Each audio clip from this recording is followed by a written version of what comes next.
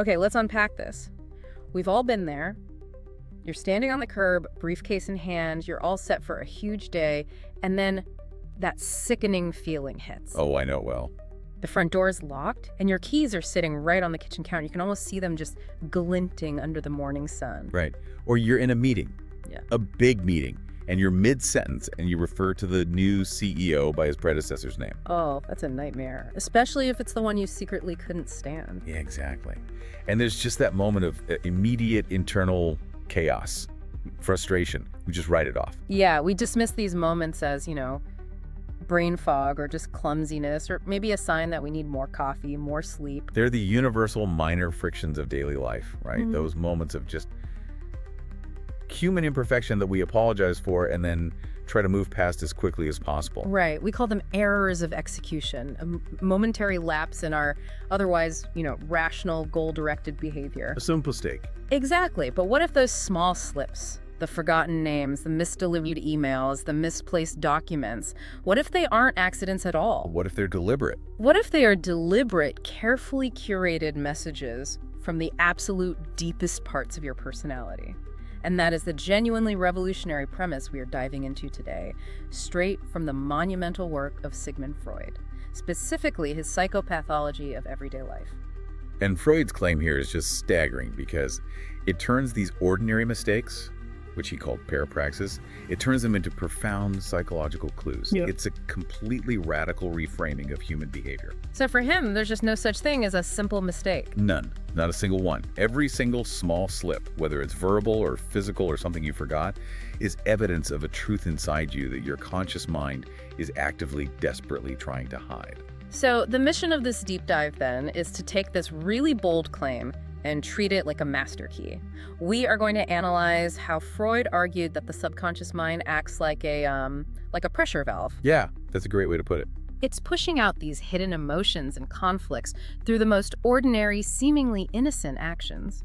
We'll look at the specific types of slips, and crucially, we'll examine his simple decoding formula, which lets you interpret your own daily behavior through a totally new psychological lens. These errors, these minor faults, they aren't failures of the brain. He says they function as a doorway to an unexpressed feeling. And by the end of this deep dive, you'll understand why, according to this framework, you are controlled more by the mind you don't see than the mind you think you control. Let's start with that central defining concept then, the one that underpins everything in this area. It's this idea of psychic determinism applied to daily life. Right, the big one. The idea that nothing we do is random. Absolutely nothing. We live our lives thinking we are the masters of our rational domain, consciously controlling our words and our actions. But Freud comes along and says that every slip, every omission, every seemingly random fumble is packed with a specific, decipherable meaning. It's a hypothesis that dramatically challenges our sense of agency. I mean, if you accept the premise of psychic determinism, then you have to accept that even the most fleeting thought or the most trivial error must have an underlying cause. And a motivation. And, crucially, a specific motivation. It forces us to confront the severe limitations of our conscious control. And the sheer scope of what Freud categorized as a subconscious signal is it's massive. We are not just talking about the obvious mistakes here. Not at all. We're talking about the entire spectrum of daily life where errors happen. This includes those momentary blanks when you're trying to recall a name, that embarrassing social pause. We've all been there. It includes the frustration of misplacing items, saying the wrong words, missing appointments, and of course the most famous of all, the slip of the tongue. It's a whole catalog of human imperfection.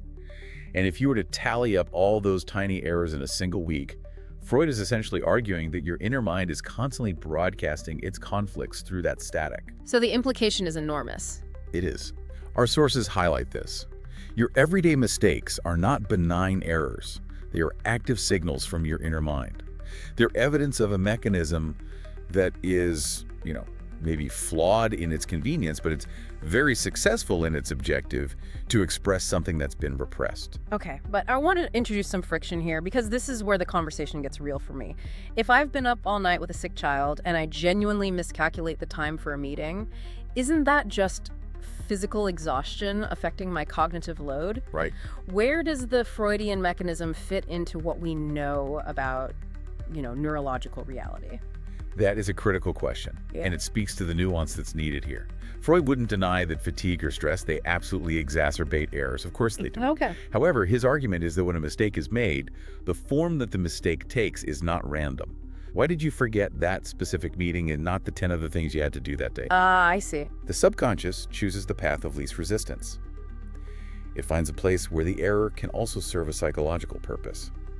You forget the meeting because that particular meeting, or maybe the person you were meeting, or the task involved, is infused with some underlying resistance or anxiety. So fatigue lowers the guard, but the subconscious provides the target. Precisely. Now, to unpack the actual mechanism, we have to distinguish between conscious suppression and unconscious repression.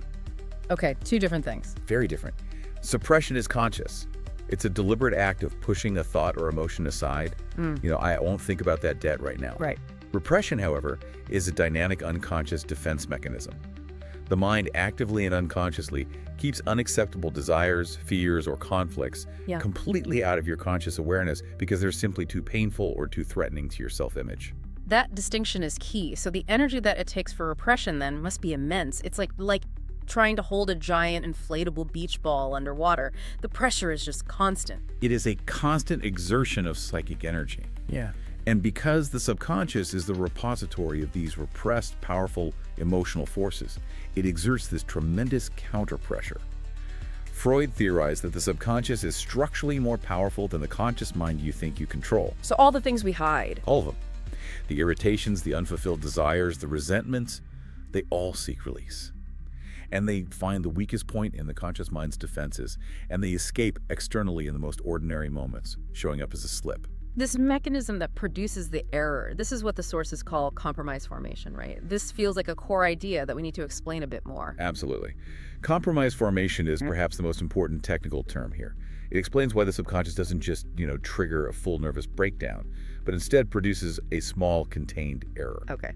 The unacceptable wish, let's say, the desire to insult someone, it cannot be allowed into your conscious thought. So the subconscious finds a compromise.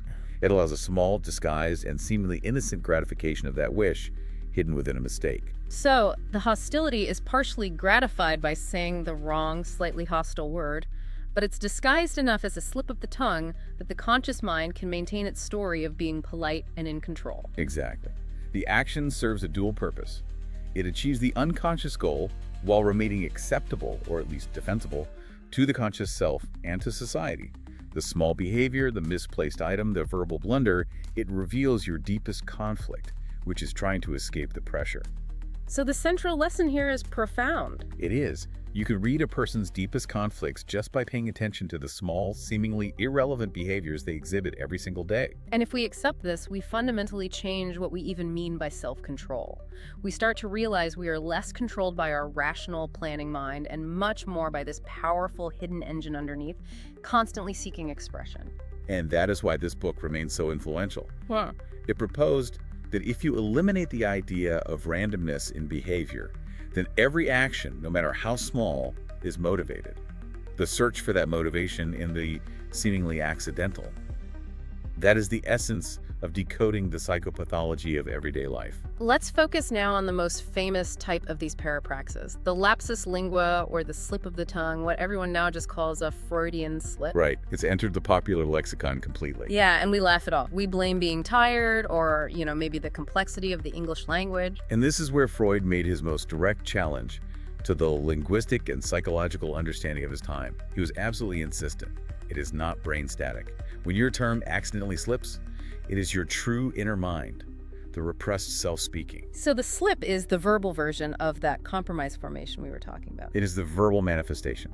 It's the subconscious grabbing the microphone and shouting the message the conscious mind was desperately trying to filter and censor. Let's revisit that classic example from the source material, but let's really dive into the emotional layers. Okay, the basic example is simple, but it's incredibly powerful. You are hosting a formal gathering or a meeting, and you mean to say, please come, welcoming a guest or inviting someone to speak. But the words that actually come out are, please go. Oof. That is an immediate, awkward contradiction. It's a complete reversal of what you intended to say. The host would, quickly apologize and insist, oh, I meant come, of course, how embarrassing. And in that moment of apology, the conscious mind is desperately trying to reassert its control and uphold the social contract. But according to the Freudian reading, the accidental word go happened because deep inside there was significant irritation or reluctance or some conflict toward that specific person or the situation they represent that you were just unwilling or unable to express consciously. So, the conscious mind provides the polite social veneer, the come, but the subconscious provides the actual, uncensored emotional truth, the go. The slip is the truth bypassing the social filter. It's the perfect, minimal expression of inner conflict. The pressure from the repressed feeling was so strong that it managed to hijack the linguistic production process for just a moment, selecting a word that fulfilled the underlying antagonistic wish. So it wasn't caused by the words sounding similar. No, it was caused by the similarity of intention, the conscious intention to welcome versus the unconscious intention to repel. Wow. That really makes you see language as this constant battleground. And Freud cataloged dozens of these specific real-world verbal blunders. Can you give us another classic example that goes beyond just the Camego scenario? Yes, there's a famous one involving a chairman of a parliamentary session. He was supposed to open the session starting with the phrase, "I declare the session open." Instead, he accidentally said, "I declare the session closed." That's a powerful symbolic reversal. What would be the Freudian interpretation there? The interpretation is that the chairman was so deeply frustrated or bored or perhaps conflicted about the goals or the membership of that specific session that his unconscious mind momentarily expressed this profound desire for the entire proceeding to just end. So his wish for it to stop for cessation overpowered his conscious duty to commence. Exactly. It was an unintentional act of professional sabotage, fueled by inner resentment. It's the subconscious shouting from behind the curtain, trying to bypass the constraints of professional duty. And we have to remember that slips of the tongue aren't the only verbal errors. What about slips in writing or misreading something? They all fall under the same umbrella of motivated errors.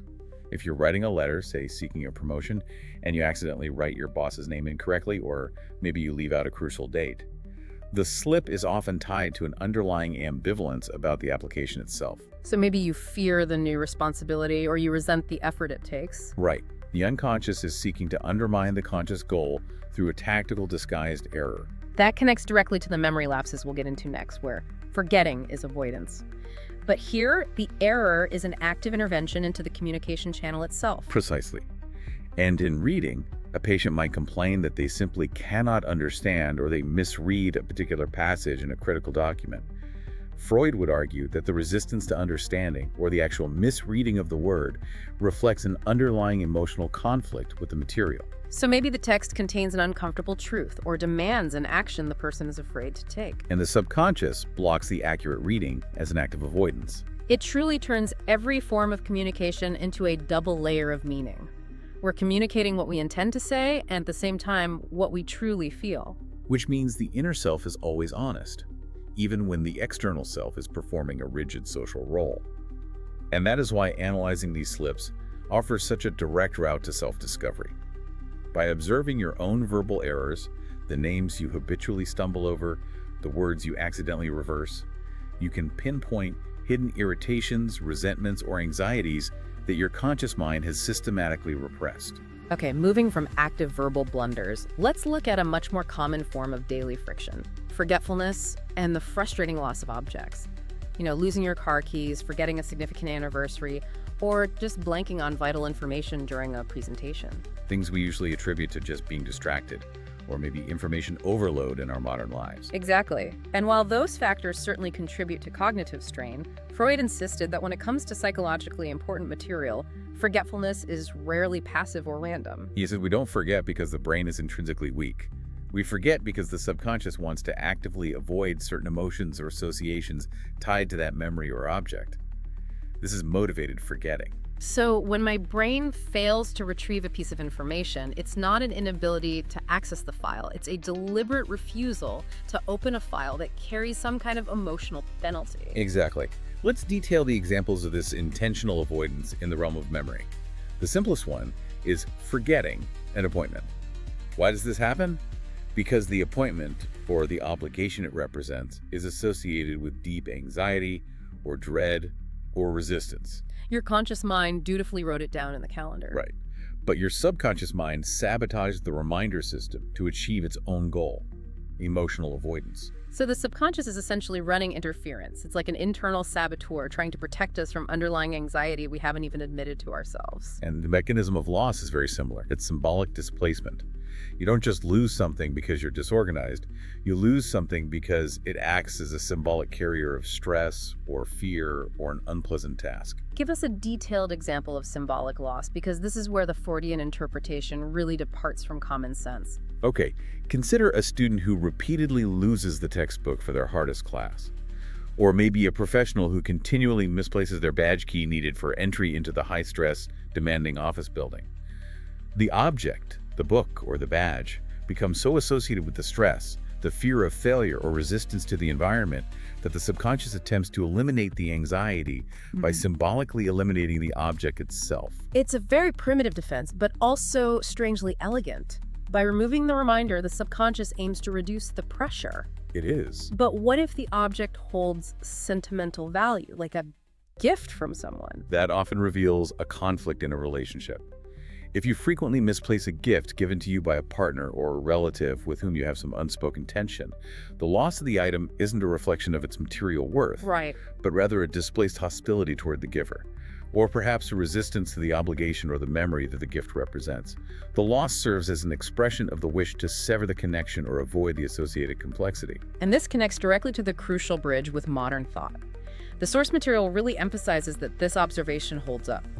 Modern psychology confirms that repressed feelings and emotional conflicts deeply affect our memory performance. That validation is essential. While modern cognitive science might talk about memory interference in terms of, cognitive load or priming, it affirms the core truth. Internal conflict creates external lapses. So it's the same principle. It is. We know that high emotional arousal, especially negative arousal linked to anxiety and trauma, significantly alters how we encode and retrieve memories. Freud's genius was identifying these everyday non-traumatic moments, the lost keys, as operating on the same fundamental principle of motivated avoidance. So that confirms that forgetting a task is often a symptom of resistance rather than just a deficit in memory capacity. Absolutely. Think about the chronic forgetter of financial bills. The pattern isn't random. It often points to deep-seated financial anxiety or shame or resistance to dealing with one's debt. The subconscious momentarily blocks the memory of the bill to avoid the accompanying emotional pain. It's a small, temporary psychological vacation. So the next time we're frantically searching for a wallet or a file that has just vanished into thin air, the real psychologically relevant question isn't, where did I put this? No. It's, what conflict related to this object or this task am I desperately trying to avoid right now? That shift in perspective is the entire value proposition of this deep dive. It moves self-criticism over forgetfulness into critical self-investigation. If you habitually forget tasks related to a specific part of your life, it signals deep active resistance, not just poor organization. So where forgetting happens, an inner conflict is highly active. And the mind is seeking relief through avoidance. Okay, so if every mistake mirrors your inner conflict, then our smallest actions become these literal leaks in our personality. They let the true self shine through the conscious facade.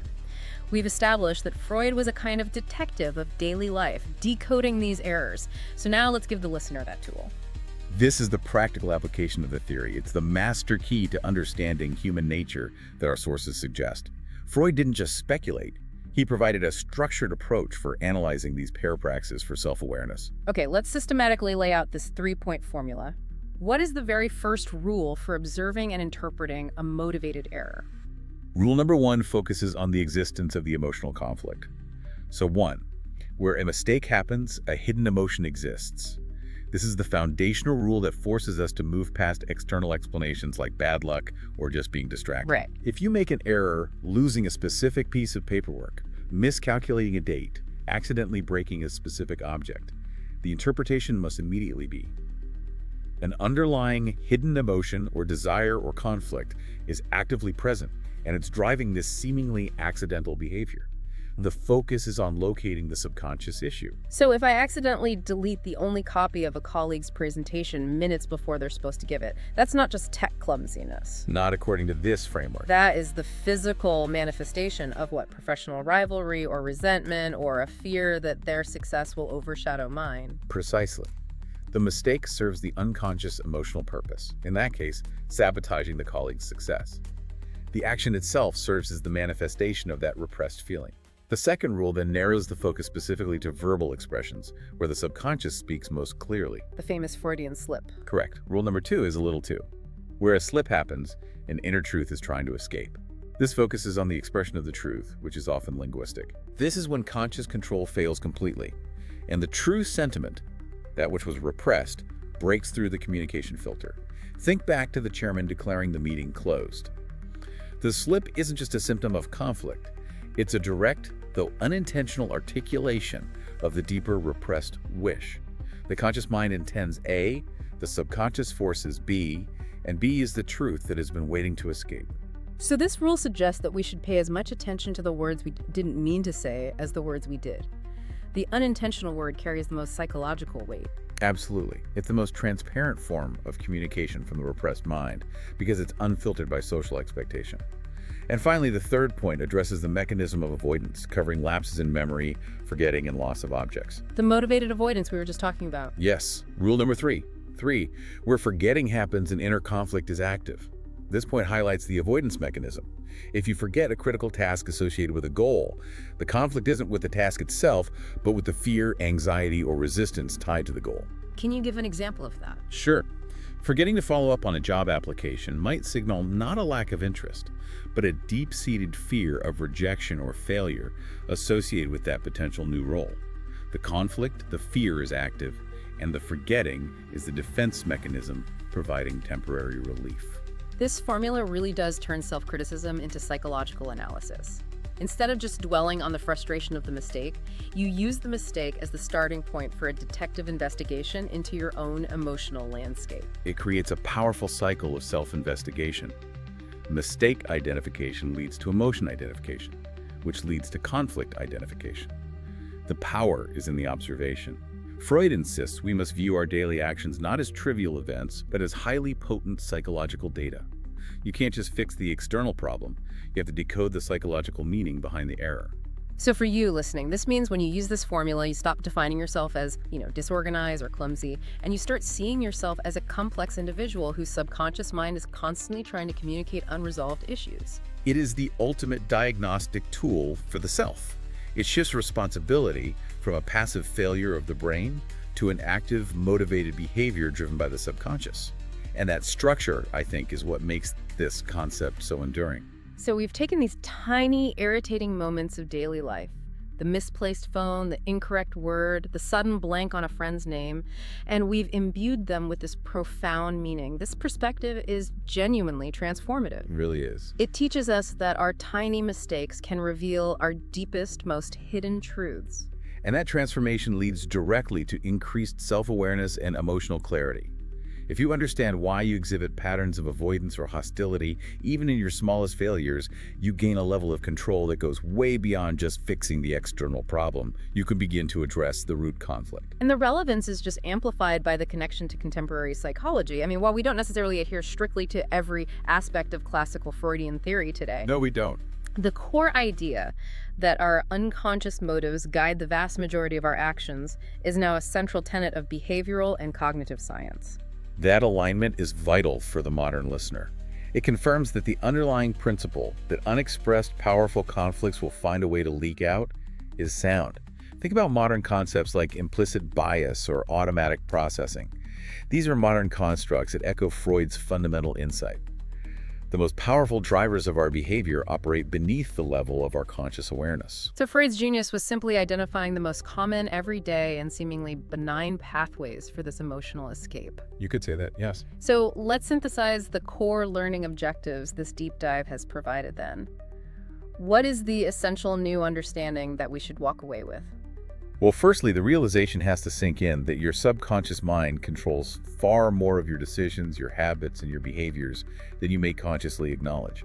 You might see yourself as the captain of the ship. But there's an engineer below decks. And that unconscious engineer is often steering the vessel entirely. Secondly, we understand that repressed emotions actively shape behavior. They aren't just passive contents stored in a vault, they are highly dynamic forces, actively seeking an outlet. And that outlet results in the slips, the losses, and the forgetfulness we examined. And critically, this framework helps you finally understand why you behave the way you do. The moment you start observing your daily actions through this Freudian lens, you move beyond simple self-judgment. I am so clumsy, and you enter into genuine psychological insight. I am trying to avoid the stress tied to this object. So you can identify the root cause. That ability to identify the root causes of your own avoidance or conflict is truly powerful. This process definitely feels less like traditional therapy and more like detective work decoding daily life the same way a detective solves mysteries. Every error is a forensic clue. And if we distill this down to the single most important learning objective, the biggest lesson learned from this entire exploration is a profound statement about human agency. You are controlled more by the mind you don't see than the mind you think you control. That is a humbling and, frankly, a liberating thought. It means our entire conscious life is a performance layer over a powerful, truthful, and constantly conflicted internal reality. The path to understanding yourself, then, starts not with massive introspection, but with meticulously observing the tiny daily mistakes you make. It shifts the focus entirely.